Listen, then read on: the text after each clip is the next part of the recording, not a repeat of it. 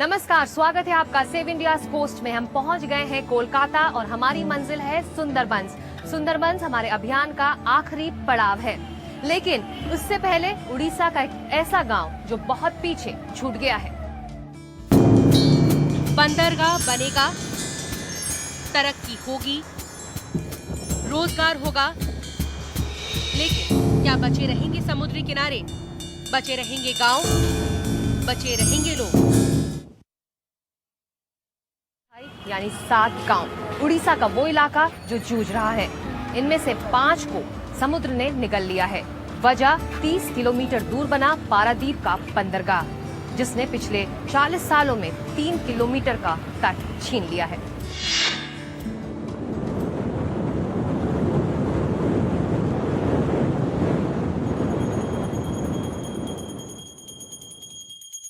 मुशी मोहंती जब नई दुल्हन बनकर अपने पति के घर आई थी तो सोचा था कि वो उस घर में हमेशा के लिए रहेंगी, लेकिन तब से अब तक 70 साल की मुशी को 4 बार घर बदलना पड़ा है।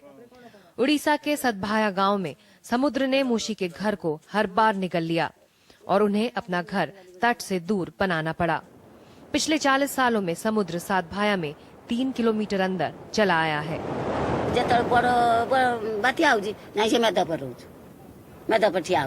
घर ढह गया, छत भी गिर गई।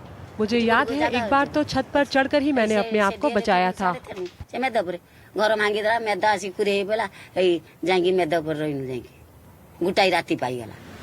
सतभाया यानी 7 भाई, यानी वो 7 गांव जिनका विकास साथ साथ होना था, जिन्हें साथ साथ रहना था। अब सिर्फ 2 ही बचे हैं, प्रकृति को हर पल जूझते हुए। ये तटीय क्षेत्र चीख चीख कर देश को बता रहा है कि अगर जल्द ही इस तरफ ध्यान नहीं दिया गया तो ये उड़ीसा के इतिहास का हिस्सा बनकर रह जाएंगे। सतभाया पर चेन्नई की national institute of ocean technology यानी NIOT की स्टडी बताती है कि यहाँ के तट 1966 से 30 किलोमीटर दूर बने पारादीप बंदरगाह के बनने के बाद बर्बाद होने शुरू हो गए थे। NIOT के मुताबिक सतभाया में समुद्र 1972 में 375 मीटर अंदर आया, 1998 में 198 मीटर और 2004 में 90 मीटर।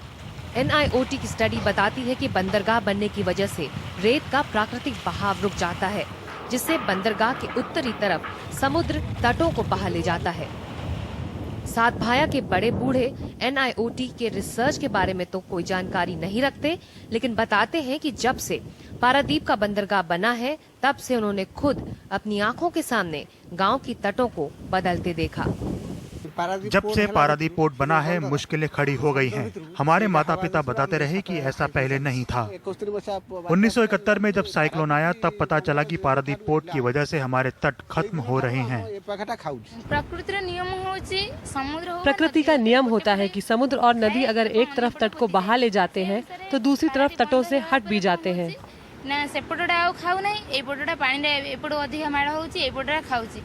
अभी तक बिजली जैसी बुनियादी सुविधा के इंतजार में बैठे 3500 गांव वालों का कार्बन फुटप्रिंट यानी उनके जरिए पर्यावरण को हो रहा नुकसान ना के बराबर है, लेकिन ये सभी प्रकृति के अभिशाप को हर रोज भुगत रहे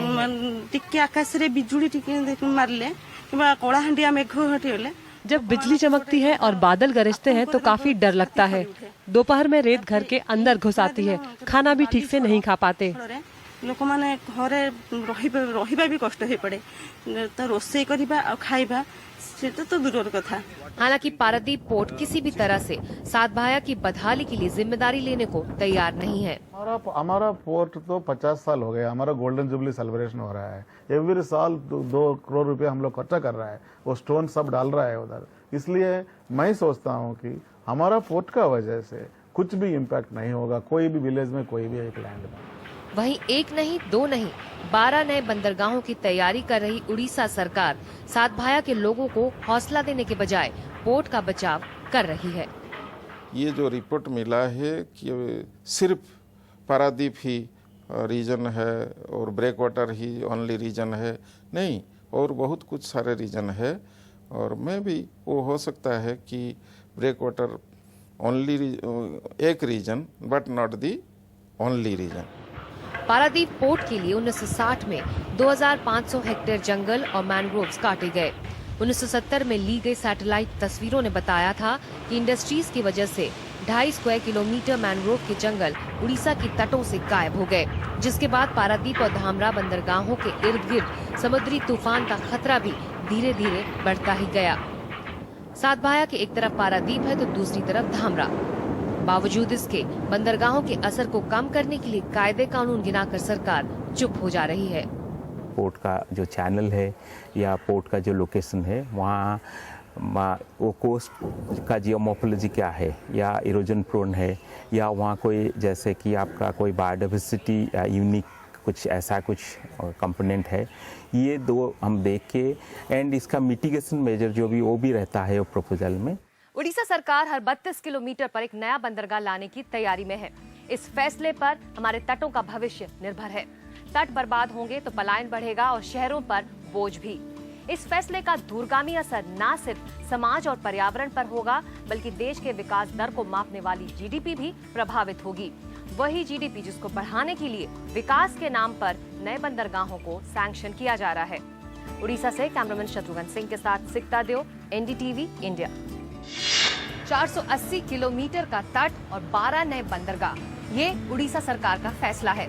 लेकिन सातभाया का हाल देखकर हमें उड़ीसा के तटों का भविष्य जरूर देखना होगा। और अब चलते चलते उड़ीसा के वो खूबसूरत तट जिन्हें बचाकर रखना आपकी और हमारी जिम्मेदारी है।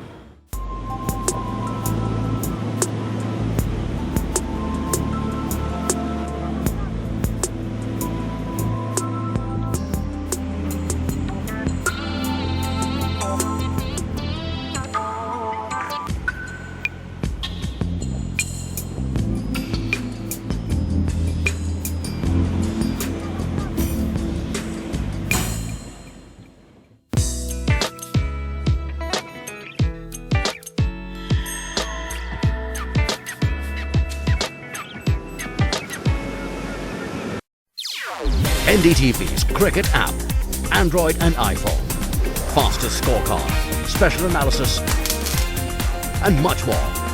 Download free. ndtv.com/apps.